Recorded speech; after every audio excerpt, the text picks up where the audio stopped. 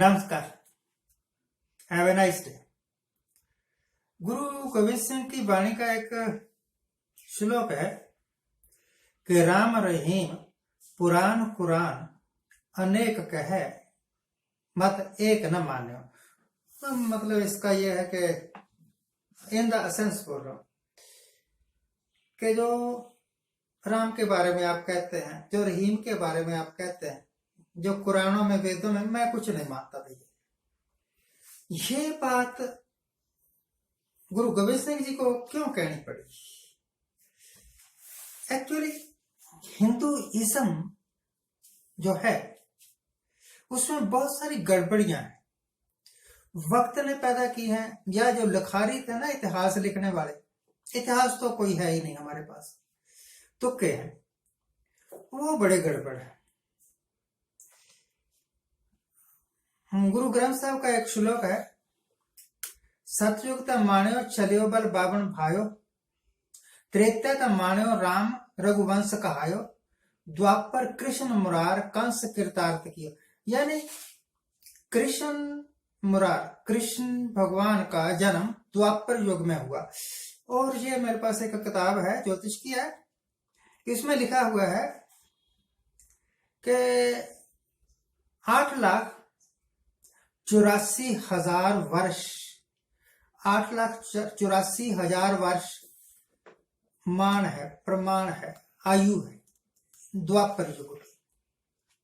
लाखों वर्ष, 8,84,000 तो 9 लाख ही कह लो, इतनी आयु है।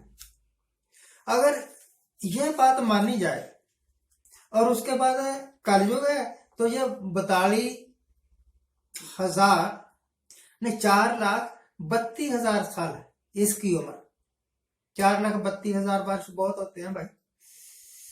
तो अगर लाखों वर्ष द्वापर युग की आयु थी और द्वापर युग में भगवान कृष्ण पैदा हुआ, तो अब तो कलयुग चल रहा है, तो फिर ये कैसे हो गया? इसी किताब में यहां कहीं दर्ज है कि जो कृष्ण है ना, भगवान कृष्ण, वो 5,252 साल पहले हुआ। या तो पहली बात सच है कि भगवान कृष्ण द्वापर युग में पैदा हुआ, और द्वापर युग की आयु जो है ना वो लाखों वर्ष है। 86 लाख 8,64,000 वर्ष उसमें पैदा हुए, कभी भी हुए होंगे, शुरू में हुए होंगे, दरम्यान में हुए होंगे, लास्ट में हुए होंगे। और अब कलयुग की आयु 4,32,000 वर्ष। तो कलयुग में भगवान कैसे पैदा हो गए? कृष्ण। और कृष्ण कहते हैं कि ये 5,252 वर्ष पहले हुआ। अगर कलयुग में भगवान कृष्ण पैदा हुआ तो द्वापर का क्यों जिक्र कर रहे हो? अगर द्वापर युग में पैदा हुआ तो ये झूठ क्यों बोल रहे हैं? ऐसे और बहुत सारे झोलदार मुझे पता लगा, किसी ने मुझे बताई हुई बात पर भी मैं विश्वास करता हूं, अगर बताने वाला आदमी सच्चा हो और सही हो। तो मुझे लगता है कि वो जिसने मुझे बताया वो सच्चा आदमी है, सही आदमी है, कि इनका एक भगवान वो अपनी लड़की पर ही मौत हो गया। इतना मौत हुआ कि जिधर जिधर लड़की जाती थी उधर उधर ही उसका एक नया सिर हो जाता था, और फिर वो आकाश में उड़ी तो एक सिर आकाश में हो गया। वैसे ये मानने वाली बातें तो है नहीं, पर क्योंकि इनके वेद पुराणों में लिखी हुई है, और वेद पुराण को झूठा कहना तो एक बेवकूफी होगी। परंतु ये बातें मेरी समझ से बाहर है, सिखिज्म की समझ से बाहर है, आम आदमी की समझ से बाहर है। एक संत, एक सज्जन बोल रहे थे, कुरुक्षेत्र के रहने वाले हैं,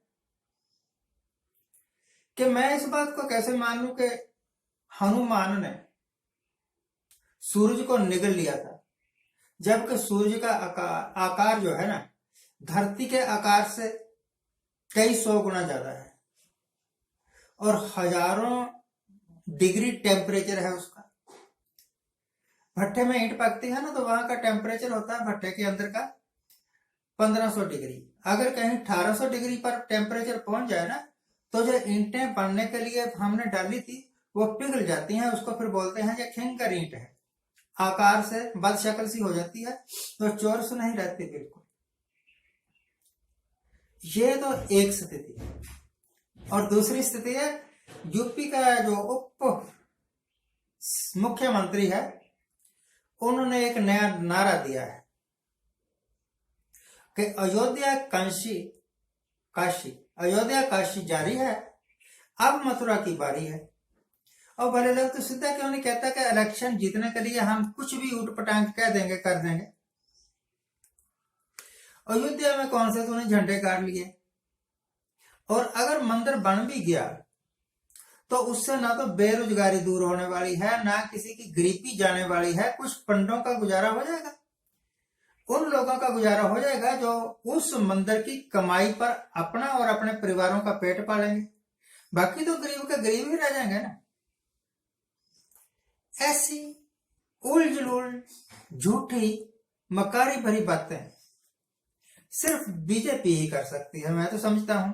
और बीजेपी की ही देन है कि जीएसटी आया और नोटबंदी आई और लॉकडाउन आए और हजारों की नहीं लाखों की तादाद में कंपनियां बंद हो गई। जब कंपनियां बंद हुई तो रोजगार तो खत्म हुआ ही होगा ना। अब उसको दोबारा शुरू कैसे कर दें कंपनियों को, इसकी तरफ तो कोई ध्यान नहीं है, बस ऐसे भड़काऊ बयान देते रहते हैं। आज के लिए इतना ही। आज जिनका जन्मदिन है उनको हैप्पी बर्थडे, आज जिनकी मैरिज एनिवर्सरी है उनको बहुत बहुत शुभकामनाएं। सदा सुखी रहिए, आनंद प्रसन्न रहिए। नमस्कार।